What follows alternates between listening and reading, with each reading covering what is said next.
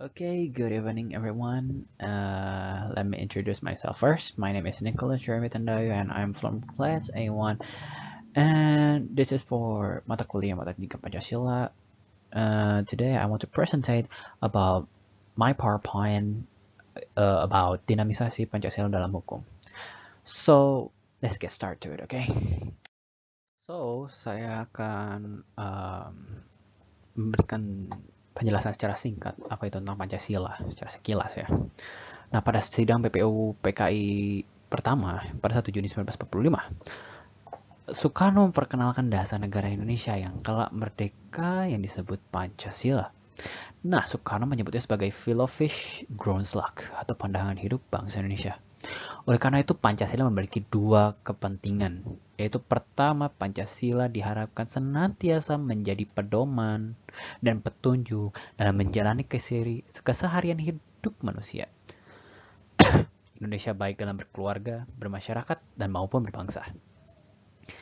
Nah, kita akan menuju yang kedua, yaitu Pancasila diharapkan sebagai dasar negara sehingga suatu kewajiban bahwa dalam segala tatanan kenegaraan, entah itu dalam hukum, politik, ekonomi, maupun sosial masyarakat harus berdasarkan dan bertujuan pada Pancasila. Nah, Pancasila sebenarnya tuh bukanlah hasil konstruksi baru pemikiran Soekarno, melainkan kenyataan hidup masyarakat dan bangsa Indonesia yang telah lama bertuhan, beradab, berkekeluargaan, bermusyawarah untuk mufakat dan berkeadilan. Nah, untuk itu tidak mengherankan ya kalau Soekarno tuh menegaskan kalau Pancasila tuh dia bukan yang menemukannya, tapi itulah Pancasila eh, yang digali dalam diri kita sebagai orang Indonesia. Karena itulah dasar dari orang-orang Indonesia pada saat itu hingga sekarang. Oke, next to the point. Nah, kita masih dalam Pancasila ya. Nah, dasar negara yang dinamakan Pancasila oleh Soekarno ini tersebut secara aklamasi diterima oleh para anggota PPU PKI pada waktu itu, yang kemudian disempurnakan secara bersama-sama agar lebih sistematis. Nah, karena itu, sebelum sidang pertama berakhir, dibentuklah panitia kecil untuk merumuskan dasar negara berdasarkan pidato yang diucapkan Bung Karno pada 1 Juni 1945 pada waktu itu. Nah, serta berdasarkan pandangan-pandangan disampaikan oleh para anggota BPU PKI dalam rangkaian sidang pertama. Nah, panitia kecil tersebut ini nih beranggotakan 8 orang yang diketuai Soekarno. Nah, di tengah rangkaian proses merumuskan dasar negara itu, rupanya Soekarno ini berinisiatif untuk membentuk panitia kecil lagi untuk mempercepat dirumuskannya dasar negara. Nah, panitia kecil bentukan Soekarno beranggotakan 9 orang, yang kemudian dikenal dengan sebutan Panitia 9. Pasti kalian tahu kan? Nah, Panitia 9 ini menghasilkan rancangan pembukaan yang kemudian dikenal sebagai sebutan Piagam Jakarta atau Jakarta Charter.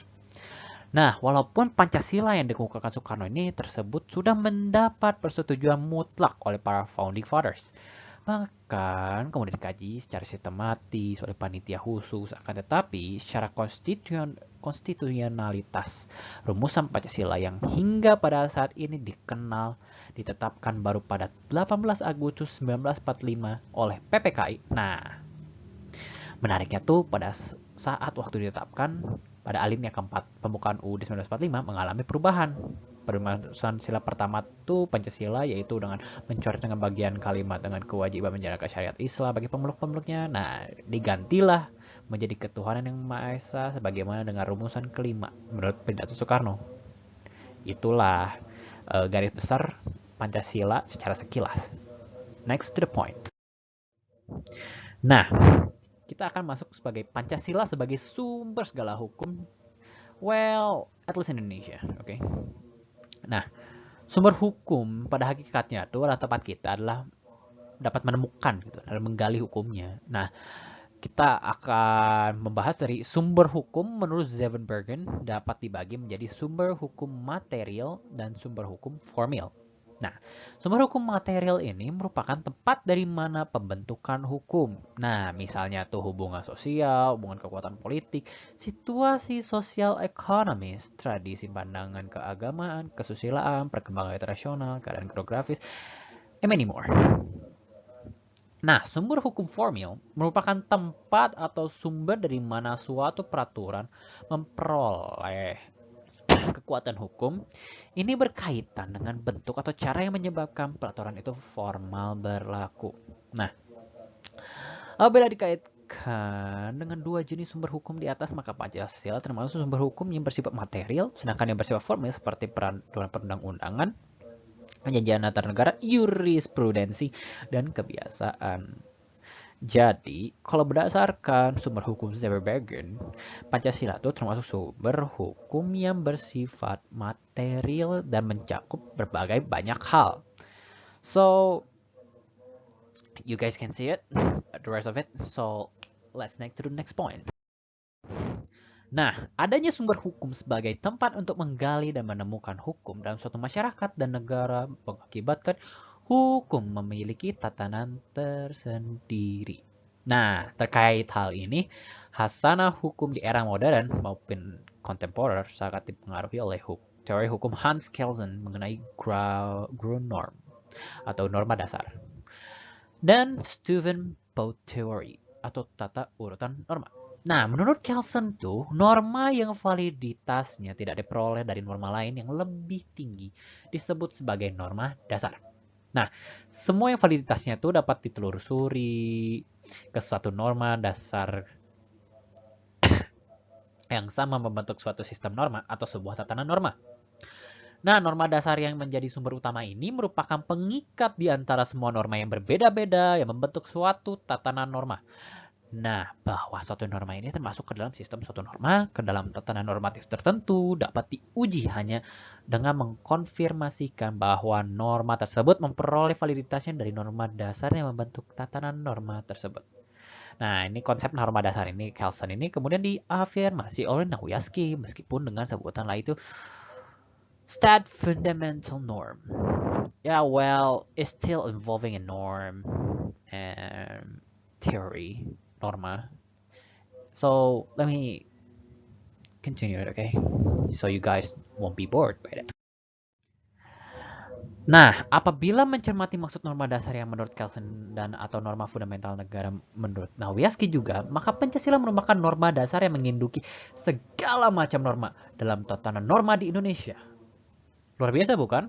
Jadi Pancasila tuh menyangkut semua norma termasuk Kelsen dan Nawiaski. Bahkan yang lainnya juga. How beautiful is that, right? Nah, untuk memperjelas kedudukan norma dasar dalam tatanan hukum suatu negara, Kelsen juga menjelaskan pola hubungan antar norma melalui teorinya Steuvenbau atau hierarki norma. Kelsen menjelaskan hubungan antara norma yang mengatur pembentukan norma lain dengan nama yang lain lagi. Dapat digambarkan sebagai hubungan antara subordinasi dan subordinasi yang merupakan kiasan keruangan. Nah, norma yang menentukan norma lain adalah norma yang lebih tinggi. Sedangkan norma yang dibentuk menurut peraturan ini adalah norma yang lebih rendah. Nah, teori Kelsen tentang hierarki norma kemudian dikembangkan oleh muridnya Nawiaski dalam bukunya Allgemeine Rechtslehre. Nawiaski menegaskan bahwa sistem norma hukum di negara manapun selalu berlapis-lapis dan berjenjang-jenjang. Nah, norma yang di bawah berlaku, bersumber, dan berdasar pada norma yang lebih tinggi lagi. Sampai pada suatu norma yang tinggi yang disebut norma dasar. Nah, Nawiaski kemudian memberi gagasan baru tentang sistem norma tersebut, yaitu dengan adanya pengelompokan norma.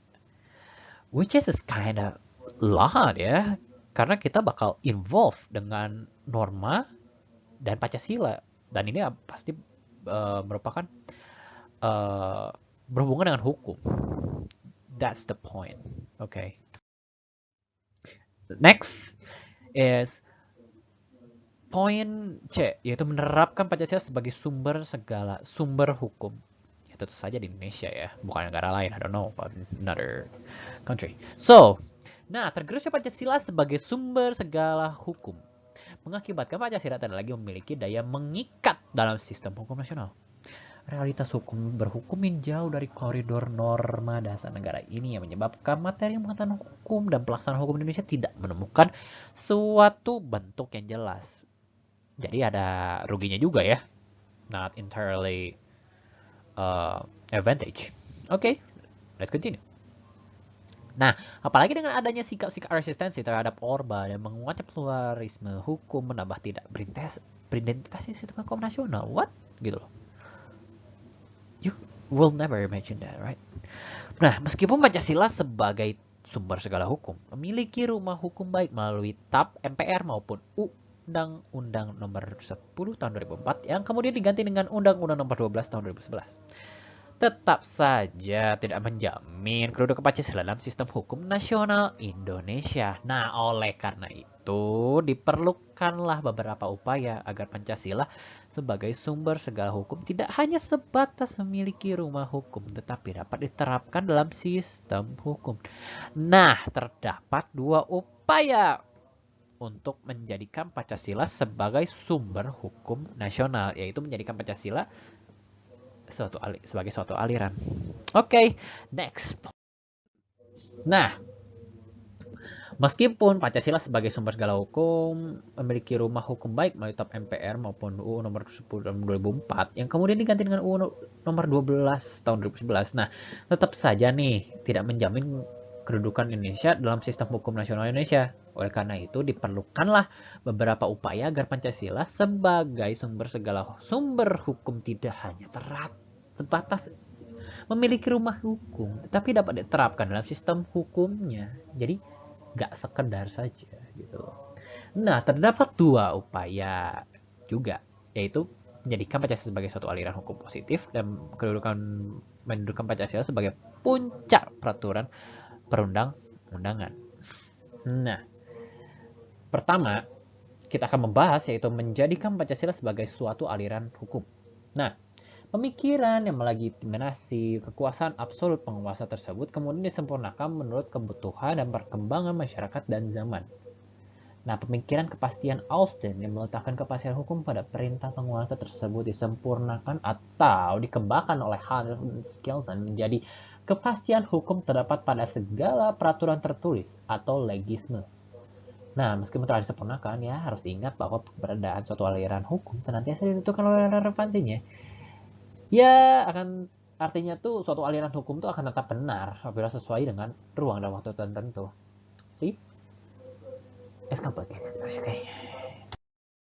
Nah, Pancasila sebagai suatu aliran hukum tentu kelak menghilangkan pluralisme sistem hukum dalam berhukum karena semakin plural atau beragamnya hukum yang diterapkan, maka semakin banyak pula kontradiksi-kontradiksi yang terjadi antar sistem hukum tersebut. Nah, hukum Islam tidak mungkin paralel dengan common law kan, dan begitu pula hukum adat tidak mungkin paralel dengan civil law. Nah, keberagaman sistem hukum seperti inilah yang membuat hukum menjadi tidak produktif dan berakibat semakin sulitnya menggapai cita hukum Indonesia seperti kepastian,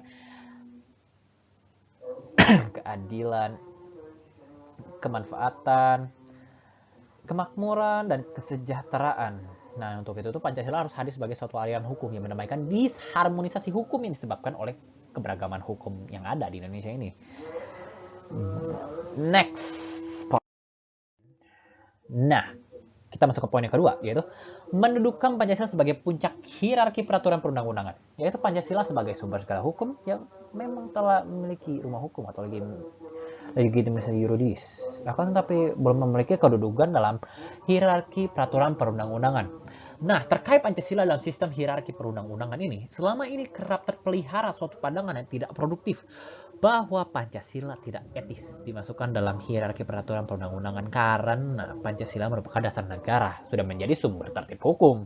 Nah, akan tetapi apabila merujuk pada Steuben Bautheory, Kelsen dan Nawiaski yang mengharuskan puncak hierarkis norma dan norma dasar atau ground norm or top fundamental norm, maka Pancasila sebagai norma dasar seharusnya berada dalam puncak tata urutan norma tersebut. Nah, dengan demikian tata urutan peraturan perundang-undangan dari atas ke bawah menjadi sebagai berikut. Inilah contohnya. Oke. Nah, jadi yang pertama yaitu Pancasila, kedua yaitu Undang-Undang Dasar Negara Republik Indonesia tahun 1945, ketiga TAP MPR Republik Indonesia, 4 undang-undang atau peraturan pemerintah pengganti undang-undang, 5 peraturan pemerintah, 6 peraturan presiden, 7 peraturan daerah provinsi, dan terakhir 8 peraturan daerah kabupaten atau kota. Ya, terima kasih untuk waktunya. Saya sangat berterima kasih untuk semuanya karena sudah menonton video saya dan presentasi saya. Salam sejahtera untuk kita semua.